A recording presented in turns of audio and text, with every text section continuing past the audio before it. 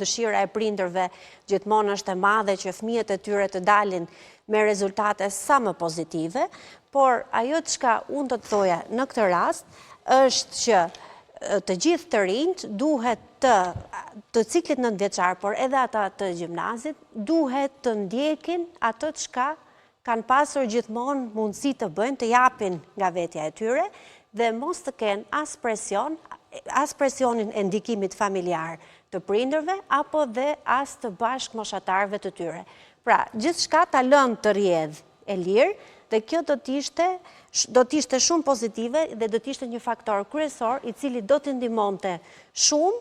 për të pasur rezultate sa më pozitive, do të thoja në këtë rast. Dhe si duhet të menaxhuar e gjithë kjo situatë kur flasim sidomos për çështjen emocionale, po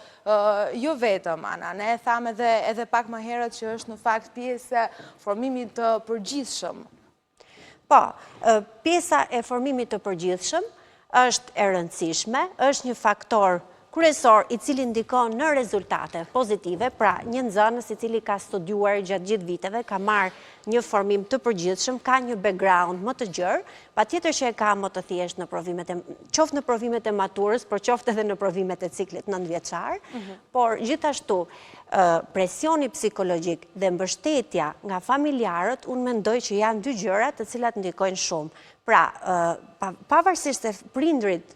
dëshirojnë më të mirën për fëmijët e tyre, unë mendoj që edhe ai presioni i madh nuk i bën mirë. Pra, duhet i lënë të lirë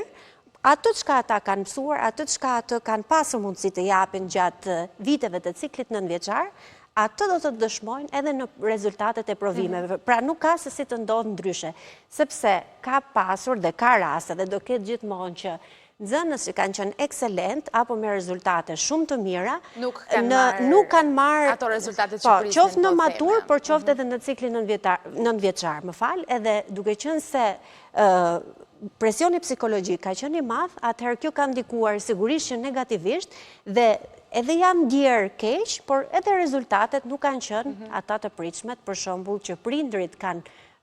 pritur apo që dhe vetë nxënësit kanë pasur pritshmëri për këto rezultate. Në rastin e provimeve të maturës, e dim fare mirë që është një tjetër moment i rëndësishëm, sikurse e përmendëm edhe pak më herët, sepse fill pas përfundimit të tyre dhe marrjes gjithashtu edhe të rezultateve, fillon pastaj edhe procesi tjetër i regjistrimit për në universitet, i hedhjes së degëve, që gjithashtu ne edhe së bashku, Ana po thua se çdo vit e kemi diskutuar, sepse kam përshtypjen që në çdo moment është rëndësishme trendet, nëse mund t'i quajmë kështu, ndryshojnë, gjithashtu fushat të caktuara marrin përparësi, të tjera po themi dobësohen nga viti në vit dhe do duhet të ecim me hapin e kohës apo jo. Parë në këtë këndvështrim, cila është këshilla juaj? Atëherë unë do të thoja që provimet e maturës kanë një peshë më të madhe se sa provimet e ciklit 9 vjeçar, patjetër sepse nis një rrugtim tjetër, pra është ajo çka ju tha